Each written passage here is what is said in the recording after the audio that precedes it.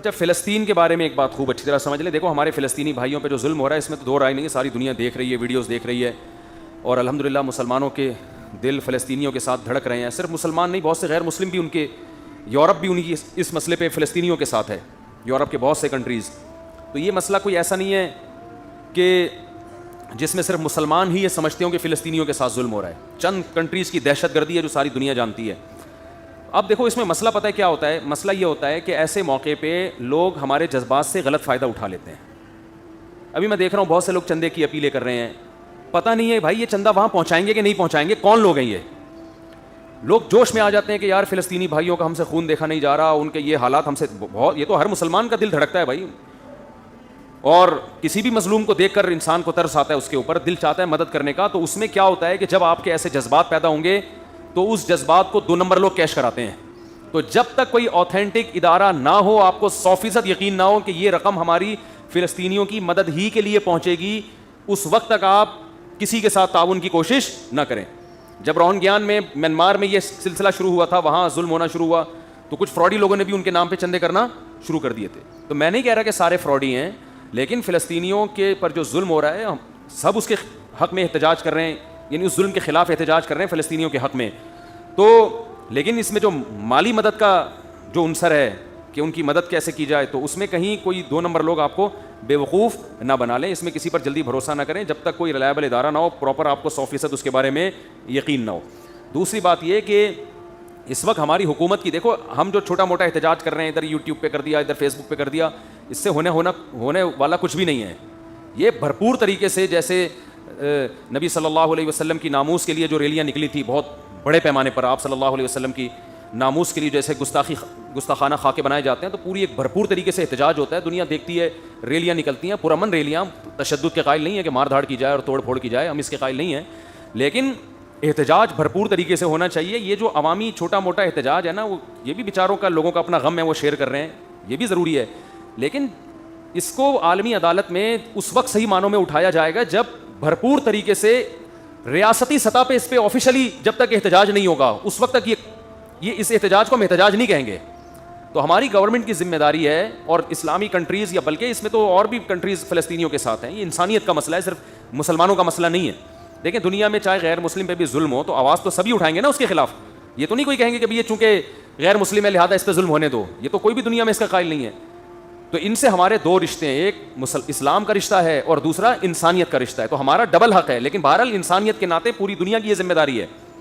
تو اس پہ بھرپور طریقے سے احتجاج ریکارڈ کروانے کی ضرورت ہے, اور بھرپور طریقے سے ملک میں ریلیاں ہوں, پرامن ریلیاں نکلیں, پرامن, یعنی عوام جب تک سڑکوں پہ نہیں آئے گی دنیا کو احتجاج ریکارڈ نہیں کروائے گی. اسرائیل بھی دیکھے گا بھائی اس مسئلے پہ ساری دنیا جو ہے میرے اگینسٹ ہے, اس وقت تک اسرائیل کی صحت پہ کوئی خاص اثر پڑنے والا نہیں ہے. وہ تو ویسے بھی اثر نہیں پڑ رہا اس کی صحت پہ, لیکن جو تھوڑا بہت اثر پڑ سکتا ہے, ہوتا یہ ہے کہ ہم یہ چھوٹے موٹے احتجاج کر کے نا اپنی صلاحیتوں کو ضائع کر دیتے ہیں. جو دیکھو آپ کی گاڑی میں پیٹرول ہے نا, آپ نے پشاور جانے کے لیے اس کی ٹینکی فل کی ہوئی ہے کہ چلو ایک دفعہ سکھر میں خالی ہو جائے گی, آگے فل کر دوں گا. آپ نے یہیں گاڑی اسٹارٹ چھوڑ دی تو وہ تو ٹینکی یہیں پہ کیا ہو جائے گی, خالی. وہ آپ کو لانگ روٹ پہ سفر کرانے کے قابل نہیں رہے گی. آپ یہیں سنڈا موڑ سے گھوم کر آ گئے, یہاں سے گھوم کے آ گئے. تو یہ کیا ہو رہا ہے کہ جو چھوٹے موٹے احتجاج ہو رہے ہیں, اس سے لوگوں کا اسٹیمنا آہستہ آہستہ ختم ہو رہا ہے. کب تک کریں گے احتجاج بھائی؟ تو ایک ہونا چاہیے خاندانی طریقے سے, اور خاندانی احتجاج اس وقت تک نہیں ہو سکتا جب تک ریاستی سطح پہ بھرپور طریقے سے احتجاج نہ ہو, گورنمنٹ کی ذمہ داری میں ہو, حکومت اعلان کرے بھی سب لوگ سڑکوں پہ نکل آؤ. تو اس لیے حکومت کو مجبور کرنا چاہیے, احتجاج ہمیں کرنا. دیکھیں جب تک کسی کا ایک ہدف نہیں ہوتا نا, اس وقت تک آپ کا کوئی بھی مطالبہ مانا نہیں جائے گا. ایک چیز کو فوکس کریں سب مل کے کہ یہ ہونا ہے, تو پھر تو ہو جائے گا. ایک آدمی کہہ رہا ہے یہ ہونا چاہیے, دوسرا کہہ رہا ہے یہ ہونا چاہیے, تیسرا کہہ رہا ہے یہ ہونا چاہیے, اس کا مطلب کچھ بھی نہیں ہونا چاہیے پھر. تو ہم یہ سمجھتے ہیں کہ مؤثر احتجاج اس وقت تک نہیں ہو سکتا جب تک اسلامک کنٹریز میں پبلک بہت بڑی تعداد میں سڑکوں پہ نہیں نکلے. اور ہم کہتے ہیں کہ یہ پرامن ریلی ہوگی, اس میں مار دھاڑ توڑ پھوڑ نہیں ہوگا, لیکن ہو تو نا, پبلک تو آئے نا سڑکوں کے اوپر.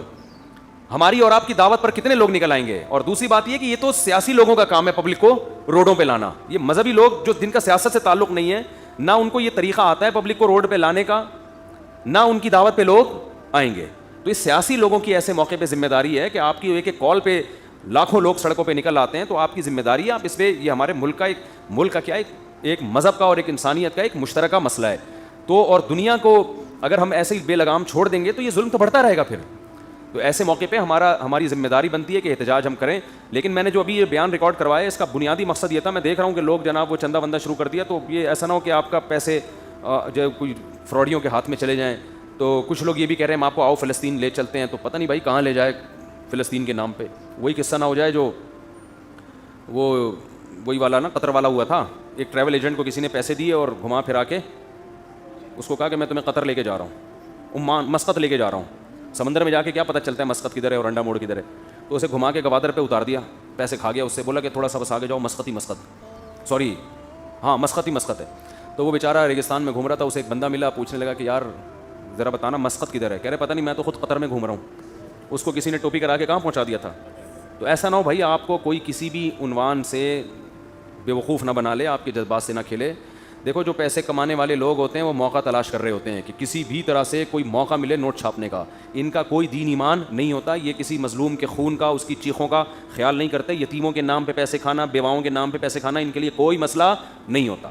تو آپ اپنے پیسے کو اگر زیادہ ہیں خام خواہ تو مجھے لا کے دے دو یار, ہدیہ دے دو, مجھے لا کے دے دو فری میں, مجھے ضرورت نہیں ہے. لیکن اگر پھینکنا ہی ہے تو مجھے دے دو, میں تو کھاؤں گا پیوں گا, بریانی کھاؤں گا مسالے والی, ٹھیک ہے نا. انڈے والا برگر کھاؤں گا, مجھے یہ زنگر زیادہ پسند نہیں ہے, انڈے والا زیادہ پسند ہے. پیسے بھی بچیں گے آپ کے, جو بچ جائیں گے واپس کر دوں گا, ٹھیک ہے. لوگ کہہ رہے ہوتے ہیں نا پھر تیرے پاس فالتو پیسے ہیں تو مجھے دے دے. تو فالتو پیسے اگر آپ کے پاس ہیں بھائی مسجد کے ڈبے میں ڈال دو اور کسی مدرسے میں دے دو. خام خامے فراڈیوں کو دینے کی ضرورت نہیں ہے. تو ہاں میں یہ نہیں کہہ رہا ان کی مدد نہ کریں, وہ تو فرض ہے, لیکن بہت اچھی طرح پہلے تحقیق کریں کہ کوئی مستند دینی ادارہ ہونا چاہیے.